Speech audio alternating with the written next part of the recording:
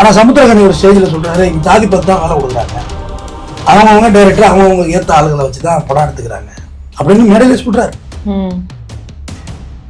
சின்மை மோகன்ஜியோட படத்துல பாட்டு பாடிட்டு இந்த டைரக்டர் தெரிஞ்சா நான் பாடி இருக்க மாட்டேன். எவ்வளவு தப்பான விஷயம். ஸ்டேஜ்ல கூட ஒரு மியூசிக் போடுறதுல உங்களை பெரிய பாயின்னு சொல்றாங்க அப்படின்னாரு. அது என்ன பெரிய பாயின்னு, எனக்கு கசப்பட வச்சிருக்கேன் அப்படின்னு. ஆகச்சிறந்த வார்த்தை, எல்லா புகழும் பெரியவனுக்கு. நான் இங்க வந்திருக்கனால அது கடவுள் தான் காரணம். ரஹ்மானுடைய திறமை அதெல்லாம் இயற்கையா கடவுளா சில பேருக்கு சில இதை கொடுப்பாங்கல்ல, அது அது ஜாதி மதம் மொழிக்கு அப்பாற்பட்டு இருக்க வேண்டிய இடம் கலை. எல்லா இடமும் அப்பாற்பட்டு தானே இருக்கணும். ஆனா அதுல அவர் ரொம்ப வருத்தப்பட்டு ஹட்டாகி பேசுறது ரொம்ப. அம்மா நான் இந்தியனாக இருக்க பெருமைப்படுகிறேன் கடைசியா முடிச்சாரு.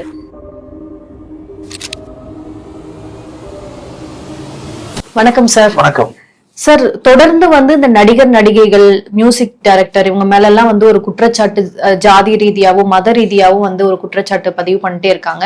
திறமைக்கு அப்பாற்பட்டதா கலை அப்படிங்கிற மாதிரியான டாக்ஸும் வர ஆரம்பிச்சிருச்சு. கலை கலையா பார்க்காம நிறைய இதுக்குள்ள இன்வால்வ் பண்றாங்களோ அப்படி ரீசெண்ட் டேஸ்ல அப்படிங்கிற மாதிரி பார்க்கப்படுது. நிறைய ஆடியோ லான்ச்ல நிறைய டைரக்டர்ஸ் தன்னுடைய ஆதங்கத்தை சொல்லிக்கிட்டே இருக்கிறாங்க. இது ஏஆர் ரஹ்மான் அளவுக்கு இப்போ நிக்குது சார். அந்த நியூஸ் பாத்தீங்களா? இல்ல, ஏஆர் ரஹ்மான் மன வருத்தம் ரொம்ப கஷ்டமா இருந்தது. அவங்களாம் கலைத்தாயோட குழந்தைகள்மா, கலைத்தாய் பெற்றுப்பட்ட குழந்தைகள். நான் அப்படிதான் பார்ப்பேன். மியூசிஷியன், எழுத்தாளன், போயட், இவங்கெல்லாம் கலைத்தாயோட பிள்ளை. ஒரு டைரக்டர் ஒரு 10 வாட்டி சொல்லி கொடுத்தா ஒரு நாள் ஒரு சீனை நடிச்சிட முடியும். இல்ல இன்னைக்கு பேக்கப் நாளைக்கு நடிச்சிடலாம், மறுபடியும் ஃப்ரெஷ்ஷா நைட்டு சொல்லி கொடுத்தலாம், ஏதோ ஒன்று பண்ணிடலாம். ஆனா உன்னை எத்தனை அடிச்சு கொடுத்தாலும் உன்னால பாட்டு எழுத முடியுமா, ஒரு மியூசிக் போட முடியுமா? இளையராஜா அசிஸ்டன்ட்னு இளையராஜா தான் சொல்லிக்கணும், ஆஸ்கார் விருதுகளை வாங்கியவர். ஆனா இளையராஜாவே ஒரு விருதை வாங்கி நீ என்ன பண்ண போற அப்படின்லாம் கேட்கிறாரு. இளையராஜா கோர்ட்டுக்கு போய் அவரோட பேட்டன் ரைட் இந்த சோனி நேரா அவர் ஆர்டர் வாங்கிட்டு வந்தார். அதாவது கலையில உள்ளவங்களை ஜாதியாவா இப்படி பாக்குறது உடன்பாடு இல்லாத விஷயம், எல்லாத்துக்கும் அப்பாற்பட்டது. ஆனா சமுத்திரகனி ஒரு ஸ்டேஜ்ல சொல்றாரு, இங்க ஜாதி பார்த்து தான் வேலை கொடுக்குறாங்க, அவங்கவுங்க டைரக்டர் அவங்கவுங்க ஏற்ற ஆளுகளை வச்சுதான் படம் எடுத்துக்கிறாங்க அப்படின்னு மேடையில சொல்றாரு. சமுத்திரகனி சமூக நீதி பேசுறவருமா, ஆனா ஜாதி பாக்குறாங்கன்னு சொல்றாரு மேடையில. இவங்க பாடிய சின்மை மோகன்ஜியோட படத்துல பாட்டு பாடிட்டு இந்த டைரக்டர் தெரிஞ்சா நான் பாடி இருக்க மாட்டேன். எவ்வளவு தப்பான விஷயம். யாரை டேமேஜ் பண்றது? படம் வீணா போடும்லமா. நம்ம சொல்ற ஒரு வார்த்தை படம் வீணா போயிடும். அவங்க கடனோட வாங்கி போட்டு அவங்க படத்தை எடுத்துட்டு உட்காந்துருக்காங்க. ஏஆர் ரஹ்மான் அவரை பத்தி சொல்லணும்னா, அவங்க அப்பாவே மியூசிஷியன் தான். அவரு தன்னை எங்கனமே இஸ்லாத்தை அவர் யாரும் அறிவிச்சுக்கிட்டதே கிடையாது. அவங்க அக்கா பையெல்லாம் ஜிவி பிரகாஷ் எல்லாம் இண்டுள்ளதாம இருக்காங்க. மியூசிக் ஜிவி பிரகாஷ் பல கட்டமாச்சு எனக்கு பாட்டுனா உசுரே 8 வயசுல பண்ணது. அவரு அந்த உருவாக்கம் அதுல ஏஆர் ரஹ்மான் பாட்டு இருப்பாரு. செலவுக்கு காசு இருக்கு, சிந்தனைக்கு பாட்டு, ஜல் ஜல் தா தா அப்படிம்பாரு ஏஆர் ரஹ்மான் பொருள். சோ அதுக்கான வாய்ப்புகளை பிளாட்ஃபார்ம் ஏற்பாடு பண்ணாங்க. அவங்க அப்பா தேட முடியாத விஷயங்கள் எல்லாம் இவர் தேடிட்டாரு. ஆனா ஒரு குறிப்பிட்ட ஒரு பள்ளிக்கூடத்தை சொல்லி அந்த பள்ளிக்கூடத்தில் நீங்க படிச்சவங்கன்னு சொல்லி அவங்க பிராண்ட் பண்ணாங்க. பட் இவர் ரஹ்மான் என்ன சொல்லிட்டாரு, நான் ஃபீஸ் கட்டணும்னு சொல்லி என்ன பள்ளிக்கூடத்தில் நிப்பாட்டுவாங்க அவங்கன்னு சொல்லிட்டாரு. அப்பல இருந்து அவருக்கு இந்த அழுத்தம் ஆரம்பிச்சது. தெரிஞ்சிருக்கவங்க யார் பள்ளியோடன்னு அவங்க பிராண்ட் பண்றாங்க. ரஹ்மான் எங்க வீட்டு பிள்ளை எங்க வீட்டுல படிச்சாருங்க, ஆமாமா ஃபீஸ் கட்டலன்னு சொல்லி ஸ்கூல் விட்டு பாடினாங்க. ஸ்டேஜ்ல கூட ஒரு மியூசிக் போடுறதுல உங்களை பெரிய பாயின்னு சொல்றாங்க அப்படின்னாரு. அது என்ன பெரிய பாயின்னு, எனக்கு கசப்பட வச்சிருக்கேன் அப்படின்னு. அவங்க பாயின்னு சொல்றது நல்ல மரியாதையா சொல்ல நினைக்க மாட்டாங்க. ஆமாம்மா, நம்மளும் சொல்லக்கூடாது. அவங்கள அண்ணன்னு சொல்லுங்க, தோழர்னு சொல்லுங்க, அண்ணன்னு சொல்லுங்க, தம்பின்னு சொல்லுங்க, மாமான்னு சொல்லுங்க. ஆனா காலகாலமா நம்ம தமிழ் சினிமால அப்படி பாயின்னு சொல்லி தானே சார் எடுத்துட்டாங்கம்மா. அப்படி கிடையாது. அது நம்ம நண்பர்களே, இஸ்லாமிய நண்பர்களே அந்த வார்த்தையை அவங்க எனக்கு டீச் பண்ணியிருக்காங்க. அது மாதிரி சொல்லக்கூடாது, அது நல்ல விஷயம் இல்லை அப்படின்னு சொல்லி. ஸோ அதை அவரு நான் கருத்து சாப்பாடு வச்சிருக்கேன் அப்படின்ட்டு டக்குன்னு ஆஸ்கார் வாங்குறாரு. எல்லாரும் ஆங்கிலத்தில் பேசி இங்கே அம்மாஞ்சலிக்கு பிரயோஜனம் இல்லாதவங்க கூட இங்கிலீஷ்ல பேசுறாங்க, அவங்க தாய்மொழியில பேசுறாங்க. எல்லா புகழும் இறைவனுக்கு அப்படின்னு சொன்னாரு. ஆகச்சிறந்த வார்த்தை, ஆகச்சிறந்த வார்த்தை, எல்லா புகழும் இறைவனுக்கு. நான் இங்க வந்திருக்கனால அது கடவுள் தான் காரணம். அது நபிகள் நாயகம் சொன்னாருன்னு சொல்லுவாங்க. நான் வண்டியில எல்லாம் ஓட்டிருந்தேன், அவர் சொல்லிடலாம். அவர் சொன்னதுல உன்னதமானதுல எல்லா புகழும் இறைவனுக்கு. நான் இன்று இழிவை சந்தித்தாலும் இதுக்கும் காரணம் இறைவா நீதான். நான் இன்று பணக்காரனானது காரணம் நீதான். நான் புகழமான காரணம் நீதான் இறைவா அப்படின்றது எல்லா புகழும் இறைவனுக்கு. எல்லா புகழும் என் தமிழுக்குங்கிற மாதிரி இருந்துச்சு என் காதுல. ஸோ அவரு அவ்வளவு வருத்தப்படுறாரு. கேட்டா அவர் இனிமே படம் போடணும், மியூசிக் போடணும் அவசியம் இல்லைம்மா. ரெண்டாவது அவருக்கு ஏத்த மாதிரி படங்களும் இங்க வரல, அமையல. படமா எடுக்கிற படம் அப்படிங்கிற மாதிரி தான் இருக்கு. ஒரு படத்துல கூட நல்ல பாடல்களே இல்லம்மா. என்னம்மா காரணம்? ரகுமான் ஃபர்ஸ்ட் போட்ட ரோஜா, அதுக்கே ஆஸ்கார் கொடுத்துருக்கணும். சின்ன சின்ன ஆசை, சிறை கிடைக்க ஆசையில ஆரம்பிச்சு புது வெள்ளை மழை பொழிகிறது, காதல் ரோஜாவே, தமிழா தமிழா நாளை உன்னாலே, என்ன இன்னைக்கு அப்படி நம்ம ஆடுறோமோ மொழி ஒன்றுதான் நம் இந்தியா அப்படி மிக அந்த ரேம்ப குறையாத பாட்டும் அதெல்லாம் அப்படிப்பட்ட பாடலம்பா. அதுல வந்து ஒரு ருக்குமணி போட்டாருமா. ஆனா அதுவே வந்து ஒரு அது வந்து ஆக்சுவலா அடிப்பட்டது. அதுவே கிளாசிக்கலா மாற்ற மாட்டது இவராலதான் முடிஞ்சது.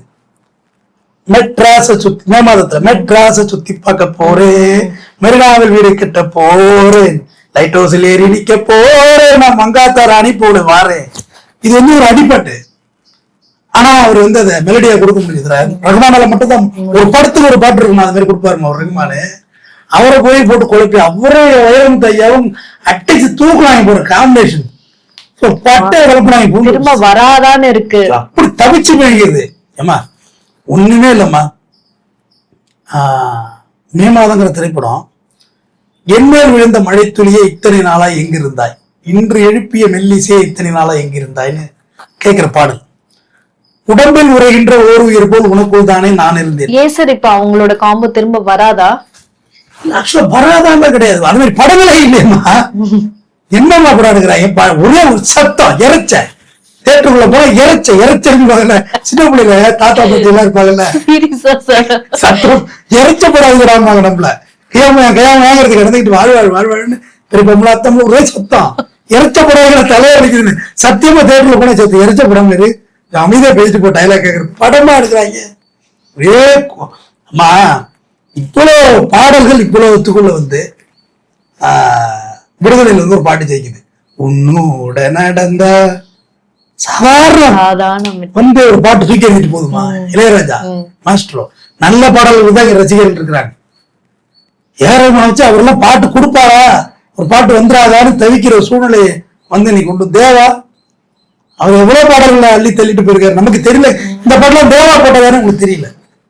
ஜெயசாஸ் உங்களுக்கு தெரியும் தானே? தெரியும். அவர் வந்து அவரு கலைத்தவர புள்ள அமெரிக்கால இருக்காரு. ஆறாவது பாட்டு பாடி கொடுத்தாரு. தமிழ்ல வந்து ராம் படத்துக்கு வந்து பாடி கொடுத்தாரு. அதுக்கு பிறகு பையன் பாடுறாரு. அவரை விட ஈவனா எனக்கு ஜெயச்சந்திரன் ஒருத்தர் பாட்டு இருக்கு, அவர் குரல்ல இருக்கும். என்மேல் விழுந்த மழைத்துளி எத்தனாலே அவர் தான் எடுத்து கொடுத்தது பாடினது.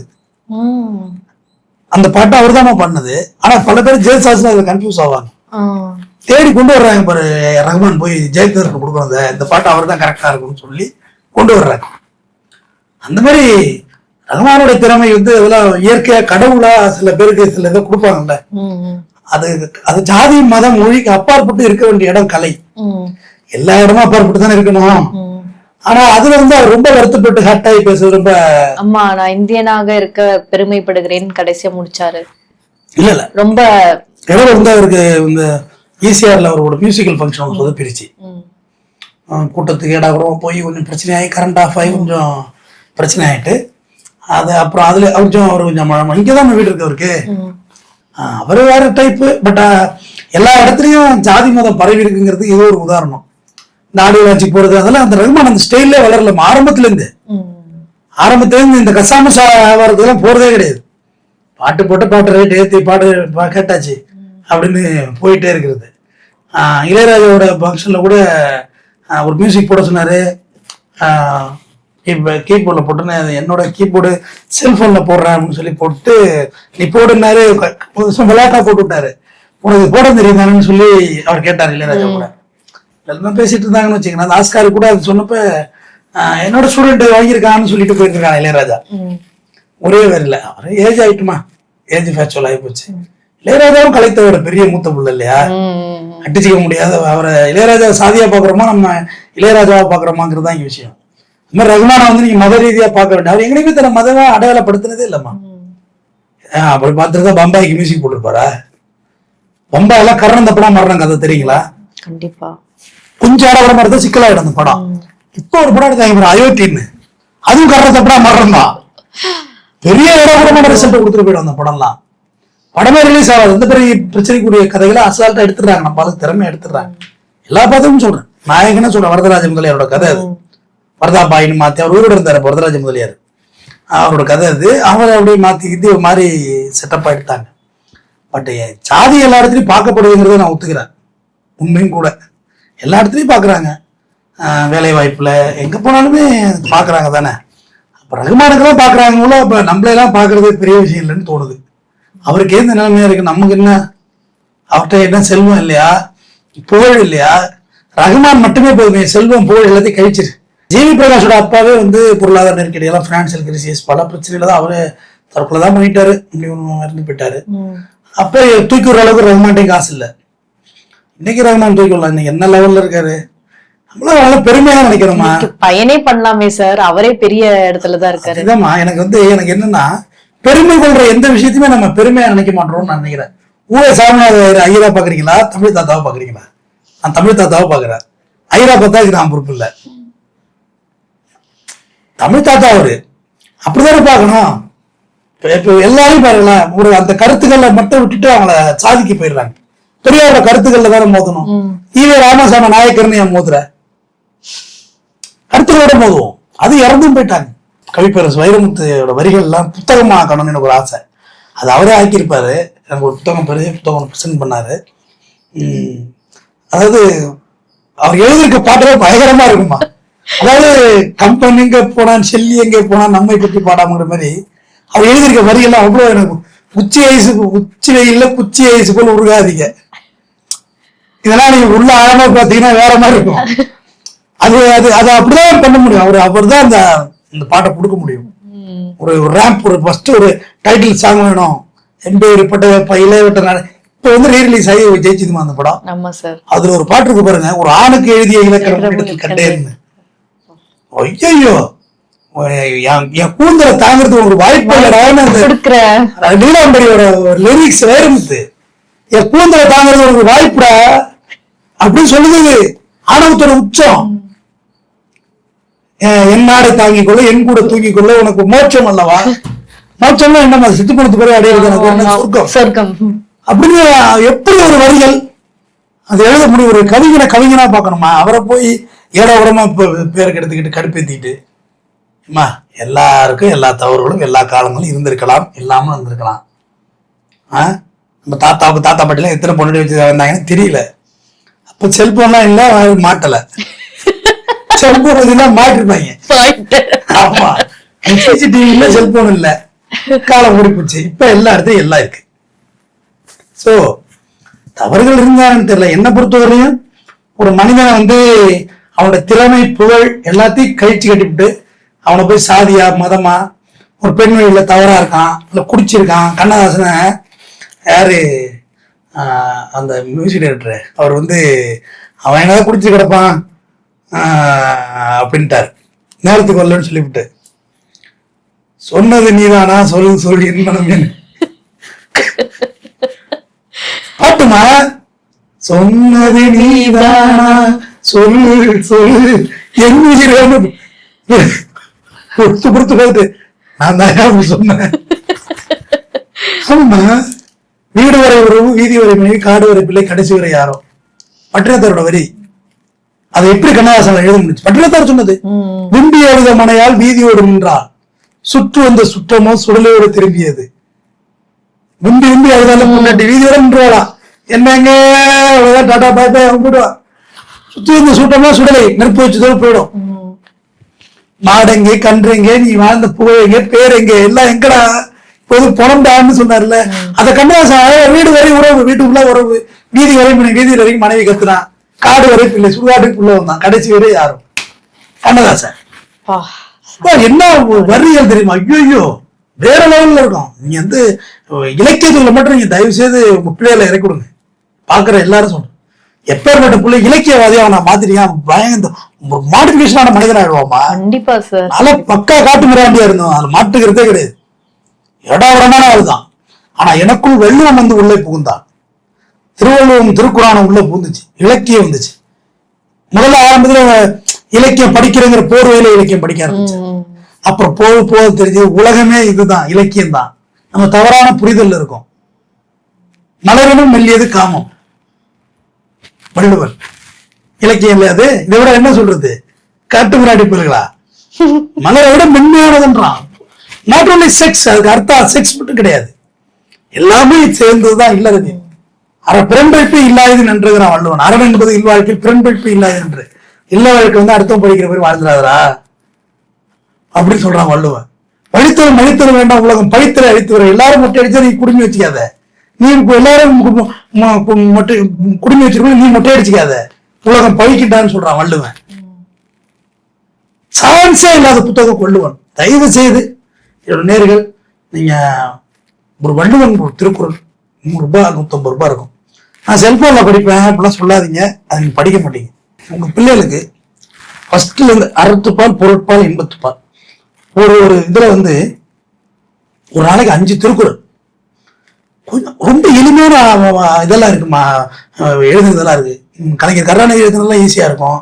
வரதராசன் எழுதியிருக்காரு, நானும் ஒரு திருக்குறள் புத்தகம் எழுதிட்டு இருக்கேன், பிரிண்டிங்ல இருக்கு. ஒரே வழியில விளக்கம்.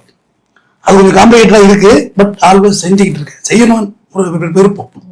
ஏதாவது இந்த பூமியை விட்டுட்டு போறதா இருந்தா என் வள்ளுவரை விட்டுட்டு போறேன், அடுத்த தலைமுறை தூக்கி குஞ்சு என் வள்ளுவரை அப்படின்னு.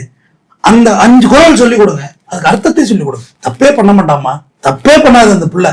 அதை இலக்கியத்தை வந்து சினிமா வடிவுல உள்ள கொண்டு வந்தவர் தான் கண்ணதாசன். இலக்கியத்தை இலக்கியமாவே சொல்லல, சினிமா பாட்டுக்குள்ள உள்ள கொண்டு வந்தாரு. இலக்கியத்தை சினிமாவுக்குள்ள இன்னும் நவீனப்படுத்தியவர் வைரமுத்தையா. வெறும் பாட்டா இருந்தது இல்லம்மா, அதை சினிமாவாக்கணும், அதை டிராமட்டிக்கா கிராமரா கொண்டு வந்து டிராமட்டிக் ஆக்கணும், டிராமாவாக்கணும். அதுதான் ஜெயிக்கும். விஷுவல் மீடியா சொல்றேன், புரியுது. அப்ப அதை கொண்டு வந்தார். விதவன் சொல்றேன், நான் பேச நினைப்பதெல்லாம் நீ பேச வேண்டும், நீ பேச நினைப்பதெல்லாம் நான் பேச வேண்டும். உலகத்துல இதை விட ஆகத்திருந்த காதல் வரிகளே எனக்கு தெரியல. 2 பேர்ல மித்து, அதுதான் பொது கருத்து. அத சினிமாட்டிக்கா கொண்டு வந்தவர் வைரமுத்து. அதுக்கு பெரிய உதவிகரமா இருந்தவர் ஏஆர் ரஹ்மான். அதாவது காற்றா செஞ்சதும் கொடியா செஞ்சதும் காற்று வந்ததா, காற்று வந்ததும் கொடியா செஞ்சதான்னு கேட்பாங்கல்ல, கேள்விகள்லாம் பதில் கிடையாது. முட்டையில இருந்து கோழி, கோழில இருந்து முட்டைமா, அதுக்கெல்லாம் என்கிட்ட பதில் இருக்கு. ஒரு உயிரினம் தோன்றிய போதுதான் அது பரிணாமம் தோன்றியது. ஒரு உயிர் வந்த பிறகுதான் ஒரு பரிணாமம் தோன்றியது. அது சயின்ஸ்லயே இருக்கு. ஆனா இன்னமும் அந்த கேள்வி எல்லாம் பைத்திய மாதிரி கேட்டு உட்காந்துருக்கானுங்க. ஆனா காற்று வந்தது கொடியா செஞ்சுதான், கொடியா இருந்தது காற்று, பதிலே கிடையாது. எப்படி நீங்க இருக்கிறது? நான் அசைஞ்சு சொல்லிதான் காத்து வந்தது நான் சொல்றேன், காத்து சொல்றது நான் வந்து சொல்றேன், நீ அசைஞ்சேங்குது. இதுக்கு என்ன விளக்கத்தை சொல்றது? அதுக்கு சயின்ஸ் ரீதியா விளக்கம் இருக்கு. அது போல வைரமுத்துவால் ஏஆர் ரஹ்மானுக்கு பெருமையா, ஏஆர் ரஹ்மான் வைரமுத்துக்கு பெருமையா இல்ல, இருவருமே பெருமையானவர்களே. இசையில எல்லாமே பெருமையானதுதான். ஒரு பாட்டு வருதுன்னா வெறும் கீபோர்டுல மட்டுமா வருது? வடிவேல சொல்றதுல இசை எங்க இருந்து வருது? ஆழ்ந்து விட்டு வருது. வழியால இதை பத்தி ஒரு சவுண்ட் அது விட்டா நீங்க பாத்தீங்கன்னா விட்டுதான். சீரியஸா பார்த்தா சீரியஸ். இதுல ஒரு சவுண்ட் வந்துச்சா, இதுல ஒரு சவுண்ட் வந்து சொல்லி காட்டு வரல, 3 தொட்டது யாருன்னா ஆம்சாக்கு ஐயா நான் தான் 3 எப்படி 3 போட்டார்ல. சோ எல்லாமே இங்க நம்மள்ட்ட தான் இருக்கு. சிரிப்பு, இசை எல்லாமே நம்ம கடத்தணும்.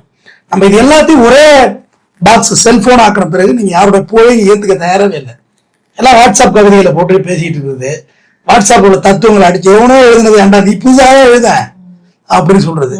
கார்ல் மார்க்ஸோட புத்தகத்தை உங்க பிள்ளைகிட்ட கொண்டு போய் சேருங்க. தாஸ் கேபிட்டல் பெரிய புத்தகம் தான். சரி, இப்போ அதெல்லாம் தாண்டி எவனோ எழுதுன நாயம் படிக்கணும்ன்றானுங்க சார். ஐயோ, அப்படிதான் சொல்றாங்க சார். இது ரொம்ப ஆபத்து. இது படிக்கணும், படிக்கணும். நம்மளே அசர்ற மாதிரி ஒரு பதில் பேசுறாங்க சார். அந்த படிப்பு இல்லைன்னா எப்படிமா? ஆமா, மிகப்பெரிய படிப்பாளி கமலஹாசன் நெருங்க முடியுமா? ஏஐ பத்தி படம் எடுக்கணும்னா போய் படிச்சுட்டு வந்துட்டாரு. அவ்வளவுதான், நான் ரெடி படம் எடுக்க. ஏஐ அதாவது அந்த சிந்தனை கமலஹாசனுடைய பாடல்கள்ல வந்து ரொம்ப பிடிச்சதெல்லாம் இருக்கு. பாரதியாரை பத்தி இதை உள்ள யானையை சொல்லியிருக்காரு. ஏன் யானையே, நீ ஏன் தெருவாய் பிச்சை எடுக்கிறாய் தெரியுமா? என் தமிழை கொன்றாய். கமலஹாசன் யாரா இருக்குல்ல, கோயில் எனக்கு வருது இல்லம்மா, நீ ஏன் தெருவா பிச்சை எடுக்கிறாய், தமிழை கொண்ட நீ மிச்சிட்டு இல்ல. திருவள்ளிப்படி பாரசாரதி கோயில் யானதான் மிச்சது. இப்படி யோசிக்க முடியுமா? ஒரு கவிஞனாலதான் புதிய உலகத்தை யோசிக்கவே முடியும். ஒரு காலசேஷன் இடத்தை உருவாக்க முடியும். அவருக்கு கேரளாவில் மலையாளத்தில் ஒரு நல்ல கவிதை, காற்று நுழையாத இடத்துக்கு கவிஞன் நுழைவான். மலையாள கவிதை ஃபேமஸான கவிதை. யாராவது கேரளா பார்த்தா தெரியும் அவங்களுக்கு. இலக்கியம் வந்து மென்ன ஆக்கிடும், ஒரு மனுஷனை வந்து மோல்டட் ஆக்கிடும். அப்ப அத சினிமா வடிவில் கொடுக்குறவங்கள நம்ம டார்ச்சர் பண்ணணும்னு வச்சுங்களேன், அவங்க என்ன செய்வாங்க? அட எனக்கு மட்டும் வேர்த்த வழிது போங்கடா, எப்படியாவது தூக்கி விட்டு போயிட்டாங்கன்னு என்ன பண்ண முடியும்? அவங்களை நம்ம மரியாதைக்குரியவங்களா நடத்தணும். பாடகிகள் சுரலதாவெல்லாம் வந்து கேன்சர்ல இருந்து போயிட்டாங்க. அவங்க பாடின பாட்டெல்லாம் நீங்க எல்லாம் நினைச்சு கூட பார்க்க முடியாது. இந்த படத்துல வள்ளியில ஒரு பாட்டு எண்ணூர்ல ஒரு பாட்டு பாடியிருக்காங்க. அது Legendary எங்கே voice. போயிடும், அது உங்க மூளைக்குள்ள பாட ஆரம்பிச்சிடும், அந்த பாட்டு ஓட ஆரம்பிச்சிடும். அவங்க இருக்காங்க, அனுராதா ஸ்ரீராம் இருக்காங்க, சித்ராம்மா இப்ப ரீசெண்டா கலாட்டா பார்த்து பேசிட்டு இருந்தோம். சித்ராம்மா, அஞ்சலி ஒரு ஹம்மிங் இழுக்கிறாங்கல்ல, எடுத்து பாருங்க, மூச்சு அடைச்சு போகும், நெஞ்சு வெடிச்சு போயிடும், லங்ஸ் வெடிச்சு போயிடும், அவங்க மூச்சு தம் கட்டி இழுக்கிறாங்கல்ல, இவருதான் அஞ்சலி. அதுல ஒரு அடிப்பாட்டு போட்டா, கத்தீரிக்கா குண்டு கத்தீரிக்கா, ஆனா அடிப்பாட்டு மாதிரியே இருக்காது, அது அழகா கொடுக்க முடிஞ்சு. டூயட் படம், டூயட்ல இன்னைக்கு வரைக்கும் இந்த சாக்ஸாஃபோனை வந்து வச்சு ஒரு பாட்டே கொடுக்க முடியலமா. வித்தவுட் இன்ஸ்ட்ருமெண்ட் கொடுத்தாரு. ராசாத்தியன் உசிர்நீல் ஒரு படத்துல திருடாவுல காரை விட்டு திண்ணையில தரிக்கு மஞ்சள் அடிக்கையில வாயாலே மஞ்சள அரைச்சு போட்டு வாயாலே கொடுத்தாரு ரஹ்மான். இதை விட யாருமா கொடுக்கணும் திறமை நீங்க? வித்தவுட் இன்ஸ்ட்ருமெண்ட் அந்த பாட்டு. சோ பெரிய கலைஞர்களை மதிக்கணும். நம்ம கலைஞர் ஆகிறதுங்கிறது பெரிய விஷயம். ஆனா கலைஞர்களை நாம் மதிக்க தெரியணும். தொடர்ந்து நன்றி சார். நன்றி.